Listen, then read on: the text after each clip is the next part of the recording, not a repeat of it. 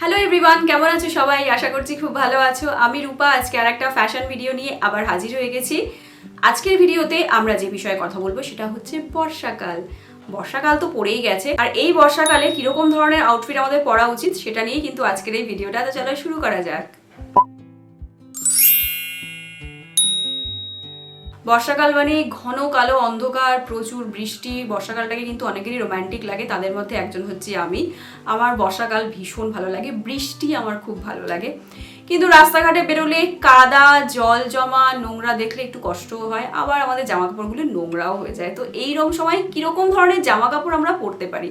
কারণ বর্ষাতেও আমাদের ঘর থেকে বেরোতে হয়, যারা চাকরি করে তাদের প্রত্যেক দিনই বাইরে বেরোতে হয়, শীত, গ্রীষ্ম, বর্ষা।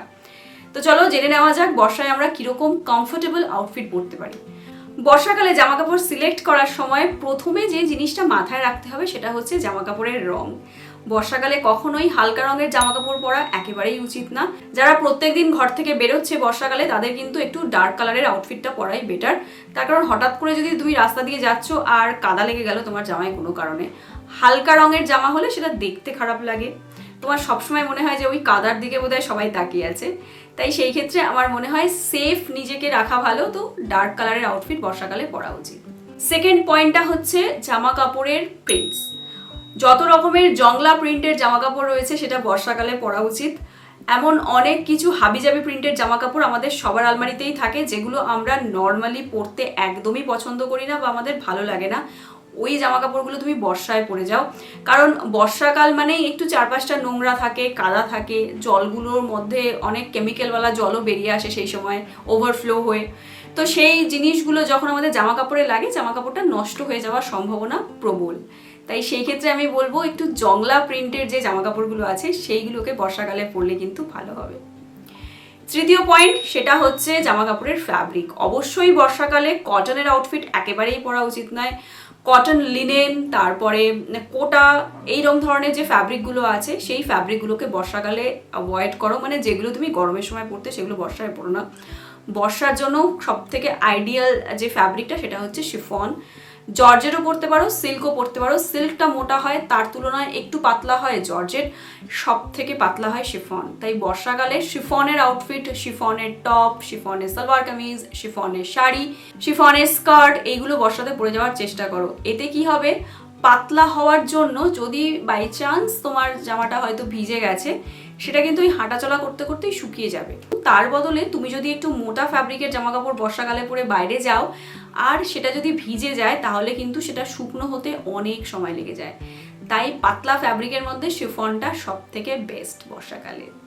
বর্ষাকালে বাইরে কিরকম আউটফিট পরে যাব, মানে কোন আউটফিটটা পরা বেশি ভালো? শাড়িটাকে একটু অ্যাভয়েড করা উচিত, তার কারণ বর্ষাকালে শাড়িটা যেহেতু আমাদের একটু নিচু করে পরতে হয়, তাই সেটা ভিজে গেলে শুকনো হতে অনেকটা সময় লাগে। এই সময় তুমি ক্রপ ট্রাউজারের সাথে কুর্তা পরতে পারো, সেটা একটা বেস্ট অপশন। এছাড়াও বর্ষাকালে কিন্তু ফিটেড জিন্স না পরে তার বদলে লুজ ফিটের যে জিন্সগুলো আছে, ব্যাগি ট্রাউজারগুলো, ব্যাগি জিন্সগুলো আছে সেগুলো পরো।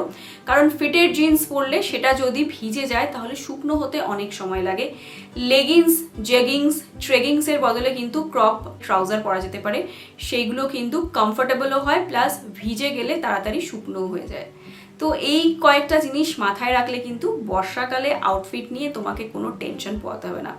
বর্ষাতে স্কার্টকে বেশি বেশি করে পরার চেষ্টা করো, প্লাজো প্যান্টকে বেশি বেশি করে পরার চেষ্টা করো, কারণ এগুলো যেহেতু লুজ ফিটেড হয়, তাই বর্ষাতে হঠাৎ করে কোনো জায়গায় জল জমে থাকলে তুমি স্কার্টটা একটু তুলে অনায়াসেই সেই জলটা পেরিয়ে যেতে পারো।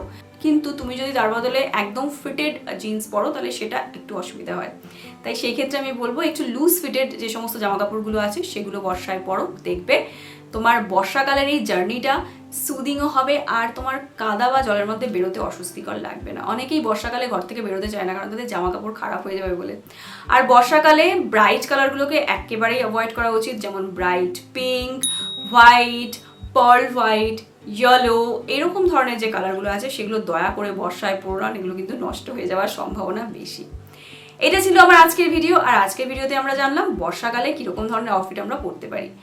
আর হ্যাঁ, বর্ষাতে কিন্তু ম্যাক্সি ড্রেস জমিয়ে পরো, একটু হাবিজাবি প্রিন্টের ম্যাক্সি ড্রেস পরতে পারো, একটু লং ম্যাক্সি ড্রেসও পরা যেতে পারে, কারণ ম্যাক্সি ড্রেসটা তুমি অনায়াসে হাতে করে তুলে নিয়ে চলে যেতে পারবে।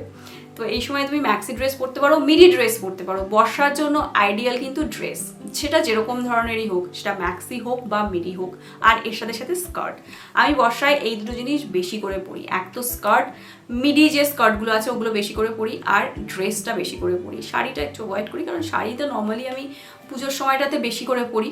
তবে বর্ষাকালে বেরোলে শাড়ি তো একদমই পরি না, মিডি ড্রেস, স্কার্ট, আর মিডি স্কার্ট, লং স্কার্টও পরি, মিডি স্কার্টও পরি। তো এই জিনিসগুলো আমার বেশি বেশি করে পরা হয় বর্ষাকালে। তো এটা ছিল আমার আজকের ভিডিও, আর আজকের ভিডিওতে তোমাদেরকে বললাম বর্ষার আউটফিট সম্পর্কে। ভিডিও সম্বন্ধে তোমাদের কাছে কোনো প্রশ্ন থাকলে কমেন্ট বক্সে কমেন্ট করে আমাকে জানাতে পারো। আজকে চলি, আবার দেখা হবে, টাটা।